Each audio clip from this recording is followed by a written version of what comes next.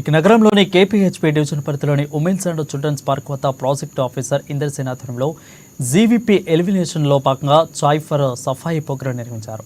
రోడ్డుపై చెత్త వేయకుండా కాలనీ నివాసులకు అవగాహన సదస్సు నిర్వహిస్తున్నట్లు పీఓ ఇంద్రసేన చెప్పారు. ప్రతి ఒక్కరూ తమ బాధ్యతగా భావించి రోడ్డు మీద చెత్త వేయకుండా చెత్త రిక్షాలోనే చెత్త వేయాలని సూచించారు. అప్పుడే నగరం చెత్త లేని హైదరాబాద్గా రూపాంతరం చెందుతుందని తెలియజేశారు. చెత్త వేసే ప్రదేశాల్లో మొక్కలు నాటి బెంచీలు కూడా ఏర్పాటు చేస్తామని ఇంద్రసేనారెడ్డి స్పష్టం చేశారు. ఈ కార్యక్రమంలో పీఓ ఇంద్రసేన, సిఓ సురేష్, ఆర్పీలు మమత, అదేవిధంగా పద్మ, మహిళా సంఘం సభ్యులు, సీనియర్ సిటిజన్లు, రెసిడెన్షియల్ అసోసియేషన్ సభ్యులు, యూసీడీ సిబ్బంది, ఎస్ఎల్ఎఫ్ మరియు ఎస్హెచ్జి మెంబర్స్, కాలనీ నివాసులు తదితరులు పాల్గొన్నారు.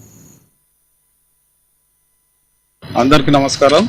మన జిహెచ్ఎంసీ కమిషనర్ గారి ఆదేశాల మేరకు, అలాగే మన జోనల్ కమిషనర్ మేడం గారి ఆదేశాల మేరకు ఇక్కడ స్వచ్ఛ హైదరాబాద్ గురించి జీవీపీ పాయింట్స్ ఎలిమినేషన్ చేయడానికి మేము ముందుకు వచ్చాం.